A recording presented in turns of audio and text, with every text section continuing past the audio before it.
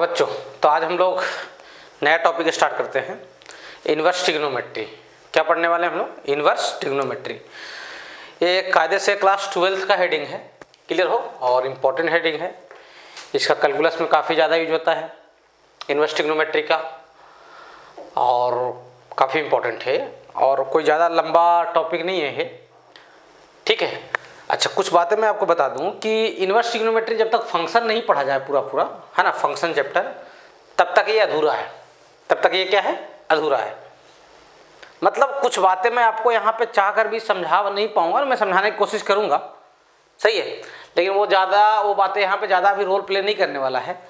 मतलब कहने का मतलब ये हुआ कि वो सब चीज़ों को, जैसे रेंज डोमेन हो गया, जैसे आप बुक्स सोल्व करोगे जो क्लास 12 के बच्चे हैं, हो सकता है आपको इन्वर्स ट्रिग्नोमेट्री में डोमेन के क्वेश्चन मिल जाए, तो अभी फिलहाल आप उसको छोड़ दें, 2 4 5 10 मिल जाएंगे, छोड़ देंगे। ऐसा कि नहीं कि मैं नहीं बताऊंगा, मैं इनको फंक्शन में अलग से जाकर कवर करता हूँ। वहाँ पे 25 से 26 लेक्चर चलता है फंक्शन, वहाँ पे बहुत ढंग से कवर करता हूँ पूरे डोमेन्स को और रेंज को, सही है।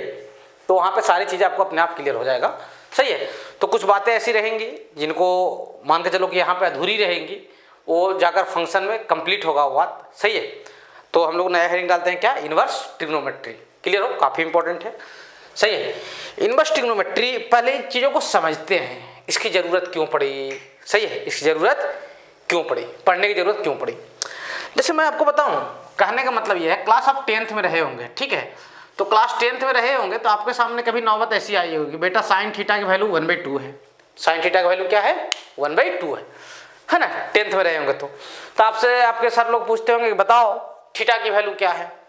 तो थीटा आप बोलते होंगे 30 डिग्री, या अभी के हिसाब से बोलूं तो क्या π/6 रेडियन बोल सकता हूं, कोई दिक्कत तो नहीं है, रेडियन कन्वर्जन सबको आता होगा, सही है। 30 डिग्री या फिर क्या बोल सकते हैं? π/6। हाँ सर, ठीक है, यहाँ तो कोई दिक्कत नहीं है, ठीक है, क्लियर हो। तो यानी थीटा की वैल्यू कितना है? π/6। अच्छा, ठीक है सर, कोई दिक्कत नहीं है। आपको यह भी पता होना चाहिए कि साइन थीटा की वैल्यू जो होती है वो -1 से 1 के बीच में होता है, वो सब चीज़ बात होगा, ठीक है ना। साइन थीटा का रेंज -1 से 1 के बीच में होता है, कॉस थीटा का रेंज -1 से 1 के बीच में होता है, सही है। टैन थीटा का जो रेंज होता है वो रियल नंबर होता है, कॉट थीटा का भी रेंज क्या होता है? रियल नंबर होता है। ये सब बातें मैं लिखवा दूंगा एक बार, कोई दिक्कत नहीं है। अच्छा, उसके बाद मैं आपको बताऊँ, ध्यान देना, मान लिया जाए कि आपके सामने कभी नौबत आ गया ऐसा, साइन थीटा की वैल्यू क्या आ गया? 1/3। साइन थीटा क्या आ गया? 1/3। अब ये तो प्रॉपर टेबल का वैल्यू है नहीं है यार, मतलब आप टेबल क्लास 10th में जो ट्रिग्नोमेट्रिकल टेबल आप बनाए होंगे, ट्रिग्नोमेट्रिकल रेशियोज का, वैल्यूज का, 0 degree, 30 degree, 45 degree, 60 degree, 90 degree, उसमें कहीं पे ये वैल्यू 1/3 नहीं आता होगा। हाँ सर, नहीं आता था। तब समस्या थीटा कैसे फाइंड आउट किया जाए, थीटा कैसे फाइंड आउट किया जाए। तो इसके लिए एक उपाय निकाला गया, बोला गया कि भाई ऐसा करो कि थीटा को उधर लेके जाओ, है ना, और ये क्या हो जाएगा, थीटा को, ये साइन को उधर लेकर जाओ, किसको? साइन को, और साइन को उधर ट्रांसफर करना, तो उसको लिखना क्या? Sine inverse. जैसे प्लस को उधर लेके जाते हो तो क्या लिखते हो? माइनस, माइनस को उधर लेके जाते हो तो क्या लिखते हो? प्लस। वैसे साइन को उधर लेके जाओ तो क्या लिखोगे? Sine inverse. कॉस को उधर लेकर जाओगे तो क्या लिखोगे? Cos inverse. टैन को उधर लेकर जाओगे तो क्या लिखोगे? Tan inverse. तो थीटा की वैल्यू कितना आ जाएगा सर? Sine inverse 1/3। थीटा कितना हो गया? Sine inverse 1/3। क्लियर हो? मेरी बात आपको समझ में आ रही है? मतलब अभी यहाँ पे बोल पाएंगे हम लोग सर थीटा कितना अपना आ गया? Sine inverse 1/3। सपोज मान लो कि sine theta is equal to क्या है? x है। Sine theta is equal to क्या है? x, सही है। और ये तो मेंशन ही रहेगा, -1 से बड़ा रहेगा x, और +1 से क्या रहेगा? छोटा होगा। क्यों? साइन थीटा का वैल्यू -1 से 1 के बीच में लाई करता है। तो आप थीटा यहाँ पे कैलकुलेट करोगे तो यहाँ पे थीटा कितना आ जाएगा आपका? Sine inverse x। थीटा कितना आ जाएगा? Sine inverse x। तो आप क्या सीखे कि ये जो साइन इनवर्स x है, कौन? Sine inverse x। ये जो साइन इनवर्स x आपको दिखाई दे रहा है, ये क्या है? ये तो एक एंगल है कि नहीं? किसकी वैल्यू है? एंगल है। देखो ना यहाँ पे थीटा एंगल ही आया ना।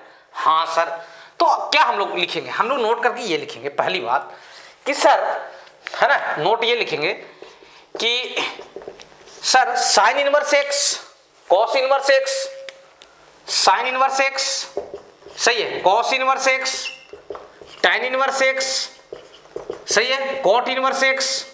मेरी बात आपको समझ में आ रही है? Sec inverse x and cosec inverse x and cosec inverse x, मतलब कोई भी t इनवर्स x। t मतलब क्या? ट्रिग्नोमेट्रिकल रेशियो, है ना, इनवर्स x लिखा हुआ है। These are the examples of, these are the examples of, these are the examples of ये सब किसके एग्जांपल्स हैं? एंगल के हैं। These are the examples of क्या?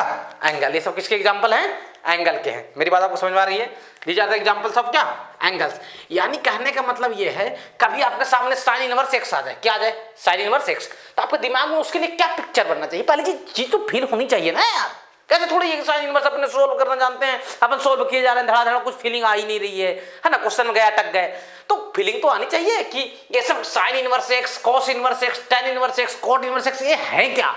इनको कैसा अपन दिमाग में, मतलब इनके लिए अगर कभी ये चीज आ जाए अपने सामने, तो इनके लिए अपन दिमाग में कैसा इमेज तैयार करेंगे? समझ में आ रहा है ना, कि साइन इनवर्स एक्स को मैं कैसे इमेज में देखूंगा, कैसा देखने में लगता है, कैसा आदमी है ये।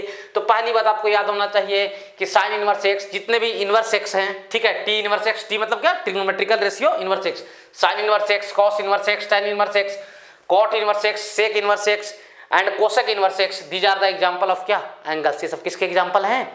एंगल के एग्जांपल हैं। ठीक है सर? हाँ सर। अच्छा, ये तो पहली बात हुआ।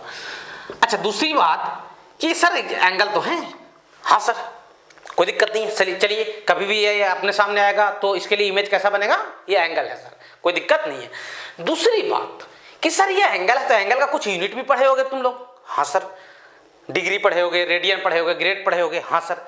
तो ये सर किस में है? ये डिग्री में है कि रेडियन में है कि ग्रेड में है? बहुत सारे बच्चे सोच रहे होंगे सर डिग्री में। नहीं, एंगल का ऐसा यूनिट क्या होता है? रेडियन। तो ये सब किस में होते हैं? रेडियन में होते हैं। किस में होते हैं? रेडियन में होते हैं। सही है? क्या लिखोगे? These are the example of angles, है ना? क्या लिखोगे? साइन इनवर्स एक्स और कॉस इनवर्स एक्स, है ना, टेन इनवर्स एक्स, सही है, कॉट इनवर्स एक्स, सही है, और फिर क्या? Sec inverse x, sec inverse x, फिर क्या? And cosec inverse x. ये एंगल तो है ही, है ना, आर इन रेडियन। ये सब काहे में है? ये सब एंगल हैं, एंगल तो है, कोई दिक्कत नहीं है। ये सब काहे में है? रेडियन में। देखो बहुत छोटी छोटी बातें हैं, सही है। आपको लग रहा होगा कि सर ये सब बात करना कोई ज़्यादा जरूरी नहीं था, लेकिन मैं बता रहा हूँ समय समय पे ये सब बातों की बहुत ज़्यादा ज़रूरत होती है। क्लियर हो? तो आपको ये याद रखना है कि sine inverse x, cos inverse x, tan inverse x, cot inverse x, sec inverse x and cosec inverse x, ये सब एंगल है, कोई दिक्कत नहीं है सर, एंगल है। और ये सब एंगल काहे में है? रेडियन में है। क्लियर हो? आपको ये भी मालूम होना चाहिए कि SI यूनिट ऑफ एंगल क्या होता है? SI यूनिट ऑफ एंगल क्या होता है? रेडियन होता है। SI यूनिट ऑफ एंगल क्या होता है? इसका रेडियन। तो ये जो sign inverse x, cos inverse x angle तो हैं, लेकिन किस में है? सब रेडियन में है। ठीक है सर? यहाँ तक कोई दिक्कत नहीं है। ये जैसे आपसे मैं पूछ दूं कि थीटा की वैल्यू साइन इनवर्स 1/, मान लो कि 5 है, थीटा की वैल्यू क्या है? साइन इनवर्स 1/5 है। थीटा कितना है? Sine inverse 5। तो काहे में? डिग्री में है कि रेडियन में? सर ये रेडियन में है ना। ये कंप्लीट एंगल जो कौन है? साइन इनवर्स 1/5, ये काहे में है? सर रेडियन में। काहे में है? सर ये रेडियन में है। मेरी बात समझ में आ रही है? ये काहे में है? सर ये रेडियन का एंगल है। किसका एंगल है सर? ये रेडियन का एंगल है। जैसे मैं तुमसे पूछ दूं कि sir theta is equal to, मान लो क्या है? tan inverse 5/6। Theta is equal to क्या है? tan inverse 5/6। तो ये काहे में है? सर ये भी रेडियन में है। काहे में है? ये रेडियन में है। यहाँ तक कोई दिक्कत नहीं जाना चाहिए। सही है? देख लो भाई, सही है?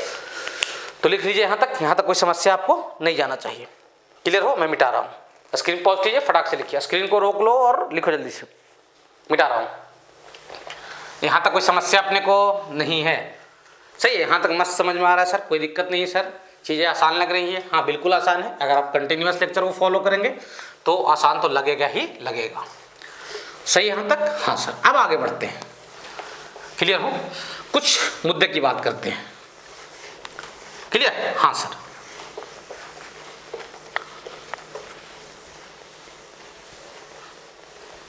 अच्छा,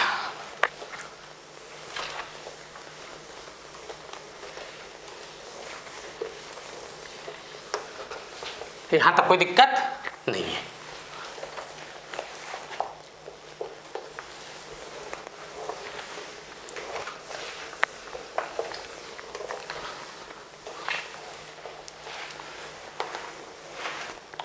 यहां तक लिख लीजिए। सही है? हाँ सर। अब आते हैं अपन काम की चीज़ों पे, काम की बात करते हैं। क्लियर हो?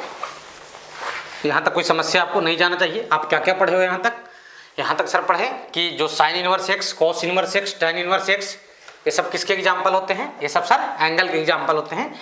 इनके लिए जो आपका पिक्चर दिमाग में बनेगा, कैसा पिक्चर बनना चाहिए? एंगल। और इन एंगलों की यूनिट क्या होगी सर, रेडियन होगी। यहाँ तक कोई देखो, मैं बार बार इस चीज़ को रिपीट कर रहा हूँ कि ये सब जो एंगल होंगे वो काहे में होंगे, रेडियन में होंगे। सही है, सही है, एंगल काहे में होंगे, रेडियन में होंगे। यहाँ तक कोई समस्या आपको नहीं जाना चाहिए। चलिए अब हेडिंग डालिए, condition for inverse, condition of inverse, condition of inverse, condition of inverse, inverse का कंडीशन। सही है। देखो जो इनवर्स का कंडीशन होता है, जो बात मैं बताने जा रहा हूं, हो सकता है कि आपको नहीं समझ में है, क्योंकि आप फंक्शन अभी नहीं पढ़े हो पूरा, तो नो टेंशन, टेंशन नहीं लेना है। नहीं समझ में आएगा, बिल्कुल टेंशन नहीं लेना, टेंशन फ्री रहना है। मतलब जितना बात बोला जाएगा उसको बस नोट कर लेना है। समझ आ गया, बहुत अच्छी बात है। हमारे तरफ से प्रयास रहेगा कि मैं उसको दूसरे तरीके से, दूसरे भाषा में जाकर आसान भाषा में आपको समझाने की कोशिश करूं। लेकिन अभी एक आध दो वर्ड में यूज करूंगा, वो आपको नहीं समझ में आने वाला है। मैं पहले ही बोल रहा हूं, अगर आप फंक्शन नहीं पढ़े हैं तो 100% आपको नहीं समझ में आने वाला है, अगर आप फंक्शन नहीं पढ़े हैं तो। क्लियर हो? सही है। तो लेट मान लिया जाए कि y इक्वल टू क्या है, fx, y इक्वल टू क्या है, fx इज अ फंक्शन। ये कोई एक फंक्शन है, इज अ क्या फंक्शन, ऐसा कोई एक क्या है फंक्शन है। सही है, y इक्वल टू fx क्या है, एक फंक्शन है। Then inverse of, then inverse of fx, inverse of fx exist, fx का इनवर्स एग्जिस्ट करेगा, करेगा। सही है, कब, when fx is, when fx is 1 1, ये वर्ड आपको नहीं समझ में आएगा, नो टेंशन, मैं इसको दूसरे तरीके से समझाऊंगा। सही है, लेकिन अभी लिखना पड़ेगा मुझे। सर आप लिखते हो ना, लिखना पड़ेगा। किताब वाले लिखते हैं, तुम्हारा कोई टीचर बता देगा, तुम बोलोगे सर ये तो पूरा बताया नहीं, ये शायद ये जानता नहीं, मैं चाहता तो इसको है ना स्किप करके बढ़ा भी सकता था। सही है, लेकिन बात करना तो जरूरी है। जैसे कोई मेरे ऊपर उंगली उठा दे कि शायद नहीं जानता था इसलिए नहीं लिखा, तो मैं अभी लिख दे रहा हूँ। फिलहाल आपको नहीं समझ में आएगा तो टेंशन अपने को नहीं लेना है। देन fx मस्ट बी, ऐसे लिखना, fx मस्ट बी 1 1, तो फंक्शन है मस्ट भी क्या होना चाहिए, 1 1 है ना, 1 और 1। सही है, तो 1 1 क्या है नहीं समझना है अभी फिलहाल। सही है, मुझे मालूम है कि जो मैक्सिमम 12th वाले बच्चे होंगे, लेक्चर देख रहे होंगे, वो फंक्शन नहीं पढ़ेंगे। देन fx है ना मस्ट बी क्या 1 1 and onto function, fx must be 1 1 and क्या ऑन टू फंक्शन। fx क्या होना चाहिए, मस्ट भी क्या होना चाहिए 1 1 और ऑन टू फंक्शन। अगर ये वर्ड नहीं समझ में आया, कोई दिक्कत अपने को टेंशन नहीं लेना है, बस अभी आप लिख लें। ऐसा नहीं कि मुझे नहीं आता, मैं आपको बता सकता हूं, लेकिन अभी फिलहाल ऐसे हालात पे खड़ा हूं कि आपको नहीं समझाया जा सकता अभी फिलहाल, जब तक कि फंक्शन नहीं पढ़ लिया जाए। सही है, तो पहली बात आप याद रखोगे कि क्या, कि सर किसी भी फंक्शन का, चाहे वो ट्रिग्नोमेट्री वाले हों या कोई दूसरे फंक्शन हो, सही है, दूसरे फंक्शन का भी इनवर्स अपन निकाल सकते हैं, ऐसा नहीं है। अभी तो हम लोग ट्रिग्नोमेट्री का इनवर्स पढ़ रहे हैं। तो उसका इनवर्स एग्जिस्ट होने के लिए, फंक्शन का क्या इनवर्स एग्जिस्ट होने के लिए, फंक्शन को सबसे पहली बात क्या होना चाहिए, 1 1 होना चाहिए। क्या होना चाहिए 1 1, और दूसरा बात क्या होना चाहिए, एंड ऑन टू फंक्शन होना चाहिए। क्या होना चाहिए 1 1 एंड ऑन टू फंक्शन होना चाहिए। इसको लिख लेना है बस। चलिए सबसे पहले ऊपर अपन चर्चा करते हैं किसके ऊपर, y equal to sine x, है ना। साइन एक्स का इनवर्स कौन होगा, sine inverse x. Sine x का इनवर्स कौन होगा, साइन इनवर्स एक्स। क्लियर हो, मान लो कि y equal to sine x है, y इक्वल टू क्या है साइन एक्स है। अच्छा आप जानते होंगे भैया, यहाँ पे x की वैल्यू क्या रख सकता हूँ सर, x कोई भी रियल नंबर आ सकता है, यहाँ पे कुछ भी रखा जा सकता है। अच्छा y क्या होगा, x मतलब डोमेन, x मतलब क्या डोमेन। फंक्शन नहीं पढ़े टेंशन नहीं लेना, लेकिन हाँ क्लास 11 में डोमेन वगैरह का नाम सुने होंगे आप। सही है, तो ये x बिलोंग्स टू क्या हो गया, रियल नंबर। अब y की बात करूँ, y मतलब क्या, y मतलब क्या साइन x। y की वैल्यू कहाँ से कहाँ तक होगा, यानी साइन x की वैल्यू सर ये होगा -1 से बड़ा होगा y, और +1 से क्या होगा छोटा होगा। सही है, यानी कहने का मतलब ये है कि जो y होगा वो -1 से बड़ा होगा और +1 से क्या होगा छोटा होगा। सही है यहाँ तक, हाँ सर कोई दिक्कत। ये साइन एक्स का इन्फॉर्मेशन है, अभी साइन इनवर्स एक्स के बारे में ऐसा कुछ नहीं देख रहे हैं। किसका इन्फॉर्मेशन है, साइन एक्स का। यानी कहने का मतलब यह है -1 से बड़ा होगा y और +1 से क्या होगा छोटा होगा। साइन एक्स की मैक्सिमम वैल्यू +1 होता है, मिनिमम कितना होता है -1 होता है। इतना जानते हैं सर, यहाँ तक कोई दिक्कत अपने को नहीं है। अच्छा अब मैं थोड़ा सा चर्चा करूँ इसके ग्राफ के ऊपर। किसके ग्राफ के ऊपर, किसके ग्राफ के ऊपर, साइन एक्स के ग्राफ के ऊपर। तो आपको याद होना चाहिए, क्लास 11 में इतना तो पढ़े होगे यार, अगर नहीं पढ़े तो फिर बड़ा दुर्भाग्य वाली बात है। सही है, ये y की वैल्यू यहाँ पे प्लॉट करते हैं। सही है, ये y की वैल्यू क्या है 1। अगर आप नहीं पढ़े हो तो ट्रिग्नोमेट्री का मेरा लेक्चर डाला हुआ है, उसमें देख लीजिएगा, है ना, मिल जाएगा आपको। और मैं फंक्शन का भी लेक्चर बनाऊंगा। सही है, तब जाकर पूरा चैप्टर मान के चलो कि इन्वर्स एक तरीके से कंप्लीट होगा। तो साइन एक्स का ग्राफ बनाया गया तो कुछ ऐसा ग्राफ बना। सही है, हाँ सर, क्लियर हो, यहां तक कोई दिक्कत नहीं है सर।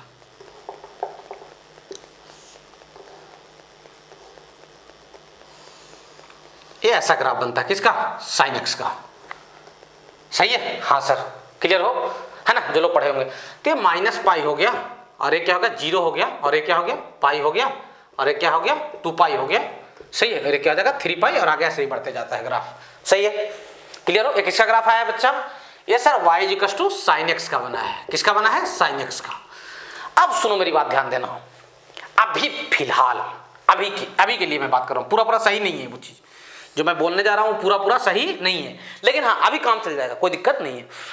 सही है, कि लिखोगे फॉर इनवर्स, अभी मैं बार इस बात को रिपीट कर रहा हूं कि अभी कंप्लीट वर्ड सही नहीं होगा।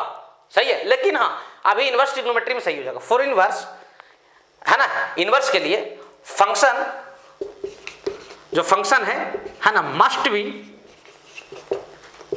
प्योर इंक्रीजिंग, ये सब चीज मैं समझा रहा हूं आपको।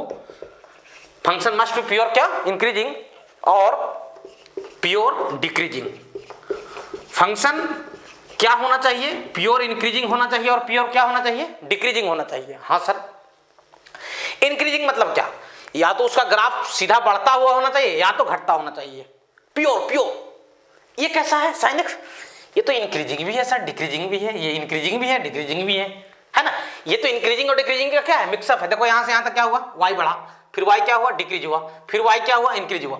अगर x बढ़ाने से y बढ़ता हो तो उसको इंक्रीजिंग फंक्शन बोलते हैं। आपको क्लास 12 में पढ़ना है, मोनोटोनिसिटी वाले चैप्टर में, कैलकुलस में, है ना, इंक्रीजिंग डिक्रीजिंग। सही है, तो अभी यहीं से देख लो, समझ में आ जाएगा, कोई दिक्कत नहीं है। अगर x को बढ़ाने से y क्या होता है, बढ़ता है। If we increase x then y also increases, है ना, then that function should be, then that function should be क्या, इंक्रीजिंग फंक्शन। अगर x को बढ़ाने से y बढ़ रहा है तो फंक्शन क्या बोला जाएगा, इंक्रीजिंग फंक्शन। तो यहां से यहां तक इंक्रीजिंग है, फिर इधर क्या है, डिक्रीजिंग है, फिर इधर क्या है, इंक्रीजिंग है। अब यहां पे मैं क्या लिख दिया, मैं क्या लिखा, इनवर्स के लिए for inverse function must be pure increasing और प्योर डिक्रीजिंग। फंक्शन क्या होना चाहिए, या तो पूरा प्योर क्या होना चाहिए, इंक्रीजिंग होना चाहिए, या प्योर क्या होना चाहिए, डिक्रीजिंग होना चाहिए। हाँ सर, इसमें तो कोई दिक्कत नहीं है सर।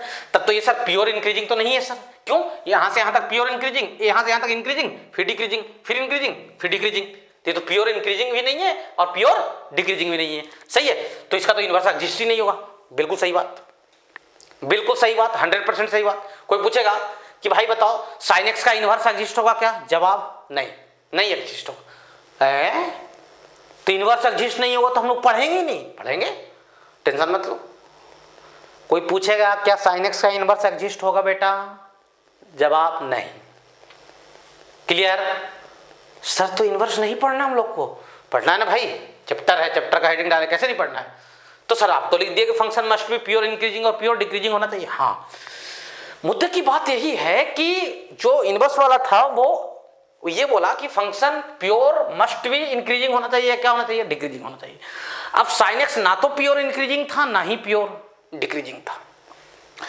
अब इसके लिए मैथ से खेलने वाले जानते हैं, तुम लोग तो परेशान कर दिए कुछ बना के, है ना, खुद तो भाग गए वो लोग कि बच्चे पढ़ेंगे। तो अब क्या हुआ कि इसको सेगमेंट में बांटा गया, बोला गया कि भाई पूरा में तो हम इनवर्स नहीं पढ़ सकते हैं साइन एक्स का, सही बात है, पूरा में इनवर्स नहीं पढ़ सकते हैं, सही बात है। तो क्या टुकड़ों में पढ़ सकते हैं, हाँ बिल्कुल पढ़ सकते हैं टुकड़ों में। टुकड़ों मतलब ये जानते हो ये कितना होता है, π/2, ये क्या होता है π/2, और ये क्या होता है -π/2। मतलब कहने का मतलब ये हुआ कि मैं पूरे ग्राफ को हटा दूं, और ध्यान देना आप, मैं जहां से जहां तक रेड लेके जा रहा हूं, ये मतलब मेरी बात ध्यान समझना, क्या यहां से यहां तक सिर्फ ग्राफ रहता सर, बाकी ग्राफ नहीं रहता, मान लो ऐसा होता तो क्या सर हम लोग इनवर्स पढ़ पाते हैं? हाँ, क्यों सर, ये जो रेड कलर आपका जहां से जहां तक गया वहां से वहां तक फंक्शन क्या है, इंक्रीजिंग है। हाँ सर, अगर सिर्फ ये रेड वाला ग्राफ होता, बाकी ग्राफ का हिस्सा नहीं होता, बाई लक हम लोग इसका इन्वर्स पढ़ पाते हैं। फील कीजिए सर, तो मैं पूछूं हाँ तो इधर क्यों नहीं पढ़ पाएंगे भाई ऐसे करके सर, इधर भी तो पी और डिक्रीजिंग है। बिल्कुल सही जवाब, पढ़ सकते हैं, कोई दिक्कत नहीं है, कोई दिक्कत नहीं है, बिल्कुल 100% सही बात है। इधर भी पढ़ा जा सकता है कि सर मान लो कि ग्राफ यहां से यहां तक रहता सर, यहां से यहां तक, क्या इसमें इन्वर्स नहीं पढ़ सकते थे? बस इस रीजन में पढ़ सकते थे क्या सर? इस रीजन में नहीं पढ़ सकते थे? पढ़ सकते थे। ऐसे बहुत सारे रीजन होंगे जिसमें इन्वर्स पढ़ा जा सकता है। क्लियर? हाँ सर। लेकिन अब तो भैया किसी को मनमानी छोड़ दो इन्वर्स पढ़ने के लिए, तो कोई तो बोलेगा मैं तो यहां पढ़ूंगा, और कोई बोलेगा मैं यहां पढ़ूंगा, कोई बोलेगा यहां पढ़ूंगा। अब मैथ वाले मनमानी तो नहीं छोड़ने वाले थे, वो बोले नहीं भाई ऐसे नहीं चलेगा, मनमानी छोड़ दिया जाएगा तो कोई आदमी जिसको जो इच्छा हो वो पढ़ना शुरू कर देगा। हाँ सर। तो बोला कि ऐसा करते हैं ना यार कि ओरिजिन के नियर वाले में पढ़ना शुरू करते हैं। ओरिजिन के नियर वाले में, ओरिजिन के नियर मतलब ओरिजिन के आसपास में, सही है, ओरिजिन के आसपास में। यानी कहने का मतलब ये है 4x माइनस π/2 से बड़ा हो x, माइनस π/2 से बड़ा हो x, और प्लस π/2 से क्या हो? छोटा हो। मतलब यहां से यहां तक, यहां से यहां तक, सही है। Inverse of sin x exist, inverse of क्या? sin x exist. sin x का इनवर्स क्या होगा? एग्जिस्ट होगा। देखो यहां तक sin x का इनवर्स क्या होगा? एग्जिस्ट होगा। कहां से कहां तक? माइनस π/2 से π/2 तक। ठीक है सर, कोई दिक्कत नहीं है सर, सब बढ़िया है। यानी माइनस π/2 से π/2 तक sin x का इनवर्स क्या होगा? एग्जिस्ट होगा। मतलब कहने का मतलब यह है कि सिर्फ इस रीजन में हम पढ़ सकते हैं इनवर्स।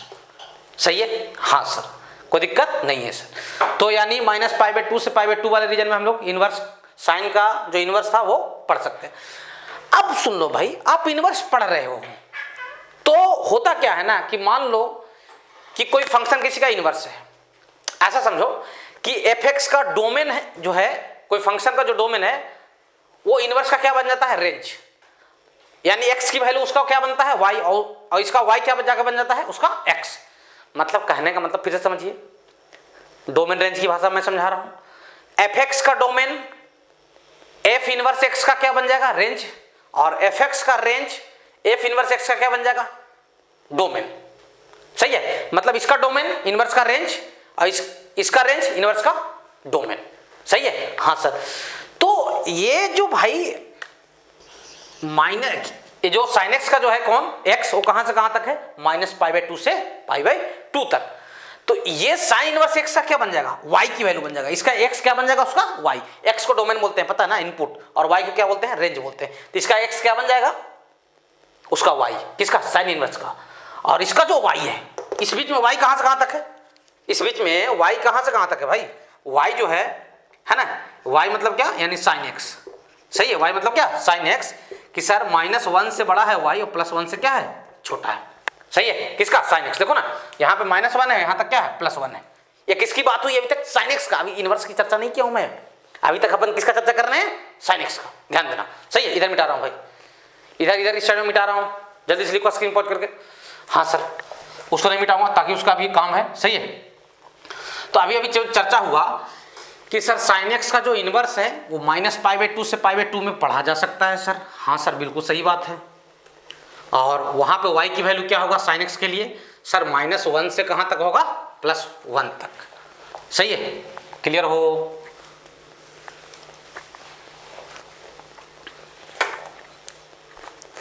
चलिए, तो कहने का मतलब ये हुआ कि सर कि आप चर्चा करते हैं किसके ऊपर? sin इनवर्स x के ऊपर, है ना। तो इसमें इनवर्स एग्जिस्ट होगा। तो अब चर्चा करते हैं किसके ऊपर हम लोग? y = sin इनवर्स x के ऊपर। किसके ऊपर चर्चा करते हैं? y = क्या? sin inverse x। सही है? हाँ सर। तो मान लो कि y = क्या है? sin inverse x। तो मैं क्या बोला? इसका x साइन का, उसका क्या बनेगा? y।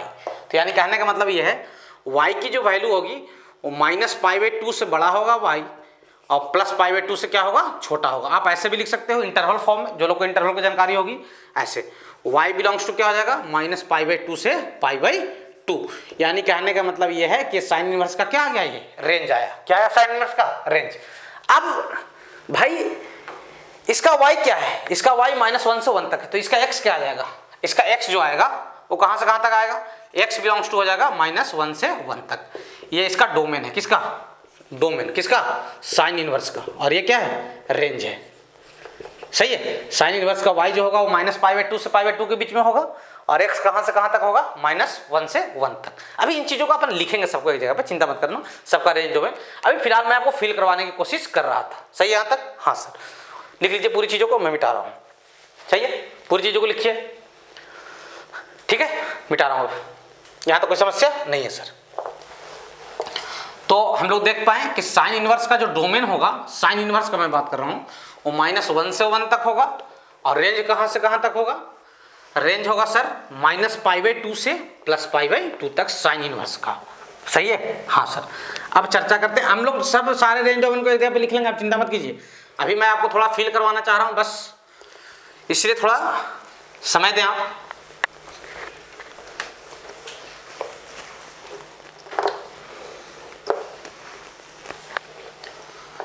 अच्छा,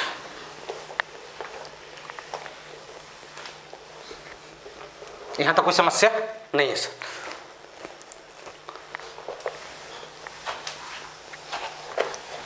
अब सेकंड नंबर चर्चा करते हैं किसके ऊपर, कॉस इनवर्स x के ऊपर। किसके ऊपर चर्चा करते हैं, कॉस इनवर्स x।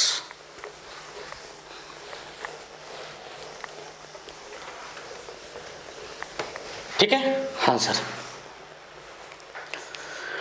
मान लो कि y equals to cos x है ना, cos x का ही तो इनवर्स क्या होगा, cos इनवर्स x होगा। सही है, cos x का ग्राफ जानते हो भाई, हाँ सर।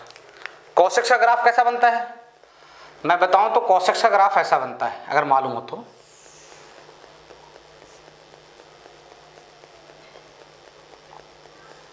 ये y की वैल्यू क्या है -1, और ये y की वैल्यू क्या है +1 है। सही है, ठीक है, क्लियर हो, हाँ ठीक है, ऐसा बनता है cos x। ऐसे बनाते चले जाइए, ठीक है, ज़्यादा की जरूरत नहीं है अपने को। इधर निगेटिव साइड में बनाते हैं। देखो इसको समझने से फायदा क्या होगा, फाइनली तो आपको रेंज और डोमेन याद ही करना है। समझने से फायदा होगा कि सर अगर ग्राफ आपको आता होगा साइन कॉस का, तो रेंज डोमेन बहुत आसानी से याद हो जाएंगे बस।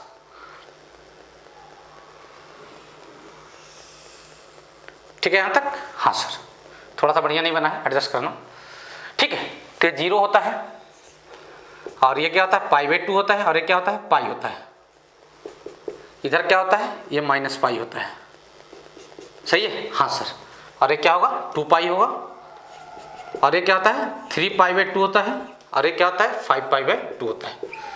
अब देखो इसमें देखो इनवर्स कहाँ पे पढ़ना सुटेबल रहेगा, फंक्शन प्योर इंक्रीजिंग या प्योर क्या होना चाहिए डिक्रीजिंग। सही है, तो ये देखो यहाँ से क्या है प्योर इंक्रीजिंग है, और इधर देखो इधर क्या है प्योर डिक्रीजिंग है। तो किसी में पढ़ना चाहोगे, दोनों में से किसी में पढ़ सकते हो। सही है, तो तुम्हें बोला जाएगा भाई एक निगेटिव साइड है एक पॉजिटिव साइड है, किस में पढ़ना चाहोगे इनवर्स, तो हम तो बोलेंगे सर पॉजिटिव साइड में पढ़ना चाहेंगे। सही है, तो इसके लिए ये रीजन चूज किया गया है, ये वाला। कहाँ से कहाँ तक, 0 से π तक, यहाँ से यहाँ तक। सही है, क्लियर हो, सही है, क्लियर हो। यानी कहने का मतलब ये है कि ये अगर डायग्राम से मैं बताऊँ तो इस रीजन को चूज किया गया, पॉजिटिव साइड को चूज किया गया बस, सूटेबल दिखने के लिए। वाई अब कोई बोलेगा कि जबरदस्ती नहीं सर मैं नेगेटिव साइड को चूज करूँगा, तो ऐसा मतलब देखो जो लोग इन्वर्स को मतलब तैयार किए, जो पढ़ने के लिए इसको बनाया गया जिस समय, तो वो लोग इसी रीजन को चूज किए थे कि ओरिजिन के नियर रहे और पॉजिटिव रहे तो ज़्यादा अच्छा है। सही है, मजबूरन निगेटिव आ रहा है तो अलग बात है। तो ये y की वैल्यू क्या है -1, और y की वैल्यू क्या है +1 है, और ये क्या है यहाँ तक 0 से क्या है पाई। ये किसका ग्राफ है, y इक्वल टू क्या cos x का, y इक्वल टू क्या cos x का। सही है, अब मान लो कि y इक्वल टू क्या लिख दूँ cos inverse x, y equal to क्या लिखूँ cos इनवर्स x। अगर इसका x पूछूं तो इसका x क्या होगा, इसका जो y होगा वही उसका क्या होगा x होगा, तो y कहाँ से कहाँ तक है -1 से 1 तक है, तो इसका x हो जाएगा। इसका x क्या हो जाएगा -1 से 1 तक, इन्वर्स में दोनों एक्सचेंज हो जाते हैं। ठीक है, और y की वैल्यू देख के बताओ, इसका जो x होगा उसका y बन जाएगा। इसका x कहाँ से कहाँ तक है सर 0 से कहाँ तक है पाई तक है, तो इसका y कहाँ से कहाँ तक हो जाएगा 0 से पाई तक। कोई दिक्कत नहीं सर, क्लियर हो। तीसरी बात आते हैं अपन y equal to tan x पे, y इक्वल टू क्या tan x पे। सही है, tan x का अगर ग्राफ आपको आइडिया हो तो मैं बताऊं तो कुछ ऐसा ग्राफ बनता है। सही है, ज़्यादा नहीं बनाऊंगा।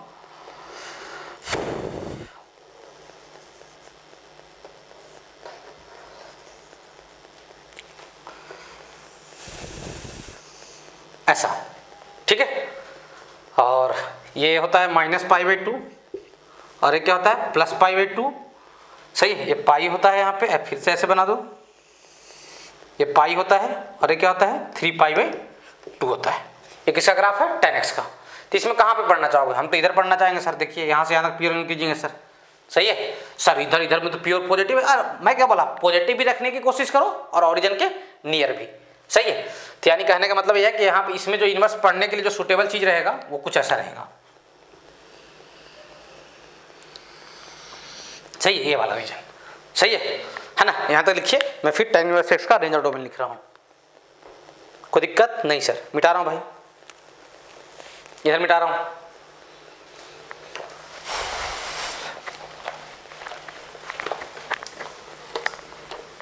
तो यहाँ तक कोई समस्या नहीं है। फाइनली ये सब चीज़ों को याद ही रखना है। आप धीरे धीरे कैलकुलस में जाओगे तो ये सब चीज़ें और डेप्थ में बहुत अच्छे तरीके से समझ में आएगा। इंक्रीजिंग डिक्रीजिंग ग्राफ सराफ है ना, कैलकुलस में सारी बातें होती हैं। तो अभी फिलहाल आप जितना समझ आए बस उतना ही समझने की कोशिश करो, ज़्यादा दिमाग नहीं लगाना है अपने को। सही है, हाँ सर। चलिए, तो कहने का मतलब ये हो गया कि सर y इक्वल्स टू क्या लिखा हुआ है, tan इनवर्स x की लिखा हुआ है। क्या लिखा हुआ, y equals to tan inverse x। चलिए, तो इसका जो y होगा उसका x बनेगा। इसका y कहाँ से कहाँ तक है, ये ग्राफ बिल्कुल नीचे तक जाते रहता है, कहीं नहीं रुकता, और ये भी ऊपर तक जाता है। यानी कहने का मतलब ये है, इसका जो y हो रियल नंबर है, तो इसका x क्या हो जाएगा, इसका x हो जाएगा रियल नंबर। सही है, और y क्या हो जाएगा, y जो होगा, सही है, यानी रेंज इसका x कहाँ से कहाँ तक है, -π/2 से π/2 तक है। देखो -π/2 π/2 को ग्राफ टच नहीं करता क्योंकि वहाँ पर tan अनडिफाइंड हो जाता है। तो y की वैल्यू हो जाएगा माइनस, ये नॉट इंक्लूडिंग का ब्रैकेट लगाएंगे, -π/2 से कहाँ तक, π/2 तक। ठीक है, अब अगली बात आते हैं ओपन y इक्वल्स टू क्या, cot x। y equals to क्या, cot x। cot x का अगर ग्राफ याद होगा तो ज़्यादा आसानी से चीज़ें समझ में आएंगी। नहीं याद होगा तो फाइनल आपको रखना पड़ जाएगा भैया, मैं पहले बोलता रहा हूँ। सही है, हाँ सर। तो cot x का ग्राफ ये 0 होता है और ये होता है कुछ ऐसा बनता है, ये π/2 होता है और ये पाई होता है, इधर भी ऐसा बनता है। सही है, तो ओरिजिन के नियर में ज़्यादा सुटेबल यही है। तो y इक्वल्स टू अगर cot इनवर्स x लिखा हुआ है, क्या लिखा हुआ है, cot इनवर्स x, तो x क्या हो जाएगा, इसका जो y होगा उसका x बनेगा। तो इसका y कहाँ से कहाँ तक है, देखो प्लस इन्फिनिट से आ रहा है और कहाँ जा रहा है, माइनस इन्फिनिट की तरफ। तो इसका भी x क्या हो जाएगा, x belongs to real number, और y क्या हो जाएगा, y बिलोंग्स टू हो जाएगा 0 से कहाँ तक, पाई तक। 0 से कहाँ तक, पाई तक, बोथ आर नॉट इंक्लूडिंग। सही है, ये किसका आ गया, cot इनवर्स x का। सही है, रेंज और डोमेन। क्लियर हो, हाँ सर। मिटा रहा हूँ भाई उधर। अब चर्चा कर लेते हैं, 2 चीज़ और बच गए हैं। सेक इनवर्स x, उनका भी ग्राफ बना लीजिए, उनमें कोई ज़्यादा ट्विस्ट नहीं होता है।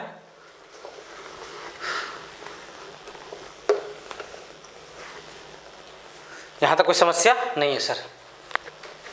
सेक इनवर्स x और कोसेक इनवर्स x, ये 2 चीज़ बच गए। चलिए, तो पहले y equals to cosec inverse x को देख लेते हैं। सही है, हाँ सर। ध्यान देंगे, y इक्वल्स टू क्या, कोसेक इनवर्स x। तो साइन का क्या था, डोमेन, साइन इनवर्स x का -1 से 1 तक। साइन इनवर्स का जो डोमेन था, डोमेन यानी x की वैल्यू वो यहाँ से यहाँ तक था, -1 से कहाँ तक, +1 तक। सही है, तो जो बाकी बच जाएगा वो किसका हो जाएगा, कोसेक इनवर्स x का। तो ये रीजन और ये रीजन बच जाएगा। ये बीच वाले में किसका डोमेन आता है, साइन इनवर्स x का। तो इधर और इधर वाला किसका हो जाएगा सर, कोसेक इनवर्स x का। तो क्या लिख दूंगा सीधा, x बिलोंग्स टू -∞ से कहाँ, -1 यूनियन 1 से कहाँ तक, इन्फिनिट तक। सही है, और y बिलोंग्स टू, y के लिए साइन वाला ही वो लिख दो, रेंज, साइन का रेंज क्या था, -π/2 से +π/2, बट बीच में -π/2 से π/2 के बीच में 0 पे साइन 0 हो जाता है। साइन क्या होता है, 0 होता है, वहां पे कोसेक अनडिफाइंड हो जाता है। अरे साइन की वैल्यू 0 है तो कोसेक कितना आ जाएगा, 1/0 आ जाएगा। तो यानी 0 आपको क्या करना पड़ेगा, हटाना पड़ेगा, बस इसके रेंज से। याद हो जाएगा, चिंता मत करना, ठीक है ना। ऐसा नहीं कि टफ लग रहा हो। और y इक्वल टू मान लो क्या है सेक इनवर्स x। तो cos के लिए भी यही कंडीशन है, cos इनवर्स x का डोमेन कहाँ से कहाँ तक होता है, -1 से 1 तक। तो इसका भी डोमेन क्या हो जाएगा, इसका डोमेन हो जाएगा सर x बिलोंग्स टू -∞ से -1 यूनियन 1 से कहाँ तक, इन्फिनिट तक। सही है, क्लियर हो। और y जो हो जाएगा y belongs to y cos का क्या था रेंज, cos इनवर्स का 0 से पाई। तो 0 से पाई के बीच में π/2 पे cos 0 हो जाता है, तो π/2 को क्या कर दिया जाएगा, हटा दिया जाएगा। ये ब्रैकेट देते हैं सिंगल एलिमेंट्स को दिखाने के लिए, करली ब्रैकेट जो दिया गया है। सही है, देख लो भाई यहाँ तक कोई दिक्कत नहीं है। अब इन चीज़ों को अपन एक जगह पे लिख लेंगे, है ना, सारी चीज़ों को साइन इनवर्स कॉस इनवर्स का जो क्या है रेंज और डोमेन है सबको एक जगह पे कलेक्ट करके लिखेंगे, जो इतना देर अपन क्या किए हैं जिसको पढ़े हैं। क्लियर हो, तो यहाँ तक आप नोट कीजिए, स्क्रीन पॉज करके मैं मिटा रहा हूँ भाई।